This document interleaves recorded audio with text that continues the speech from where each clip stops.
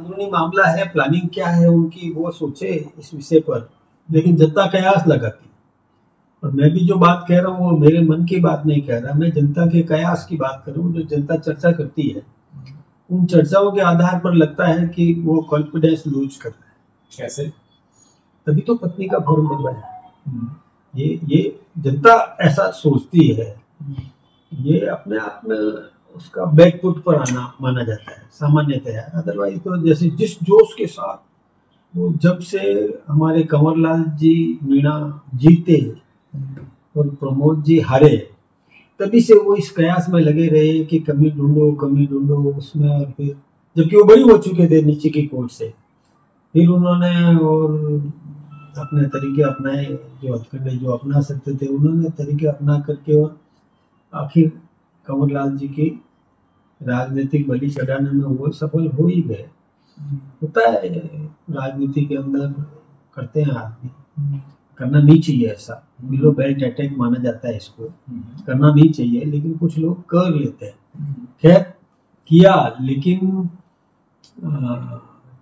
तत्काल उम्मीदवारी की घोषित कर दी, जबकि कांग्रेस ने तो अभी मंथन ही शुरू नहीं किया। तब से उससे पहले उन्होंने अपनी उम्मीदवारी घोषित कर दी थी प्रमोद जी ने।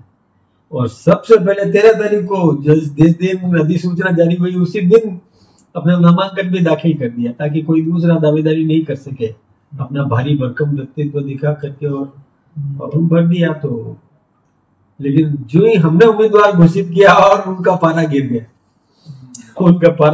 और वो घबरा गए, ऐसा लगता है, लोग कह रहे हैं। और उन्होंने फिर उसका अपने पत्नी को फॉर्म बनवा दिया, और देखें क्या होता है, जो भी होगा देखा जाएगा। जनता अब सावधान है, जनता भ्रमित होने वाली नहीं। बात तो सही है, क्योंकि जब जिस प्रकार से उम्मीदवार सामने आए हैं और उन पर जो आरोप लगे हैं, प्रमोद चंद भाया जी के पार्टी के एक नेता भरत सिंह जी कुंदन पर, वो भी मंत्री रहे हैं, प्रमोद जी के साथ ही मंत्री थे, उन्होंने आरोप लगाए थे प्रमोद जी, कई आरोप लगाए। ऐसे ही राजेंद्र सिंह हुड्डा भी उसी समय के उन्हीं के साथ में एक मंत्री थे, उन्होंने भी खूब आरोप लगाए। अब जब ये आरोप लगाए उन्हीं के लोगों ने, जब घर में ही इस प्रकार की बात होती है, तो फिर वो थोड़ा सा घबरा गए होंगे। फिर उन्होंने अपनी पत्नी के नाम से और फायदा उठाने की कोशिश की होगी, लेकिन जनता सब समझती है भाई साहब, भले खुद करो या पत्नी को करो, करता धरता तो वही है।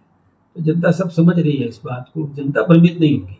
मुझे लगता है कि ये भी प्रमोद जी की चाल है, मुझे भी ये लगता है, क्योंकि वो प्रमोद जी ने कईयों को ऐसे ऐसे फॉर्म भरवाए हैं, ऐसा सुनने में आया है।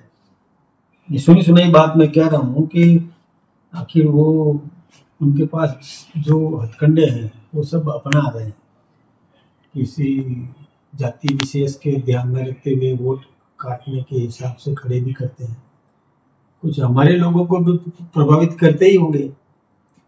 तो हो सकता है आज के जमाने में यदि कहीं कोई प्रभावित हुआ है, तो हमको तो अच्छा नहीं लगता है कि हमारा कोई एक्स MLA निर्दलीय ताल ठोके। यदि ऐसा करता है तो हम पार्टी से निष्कासित करेंगे।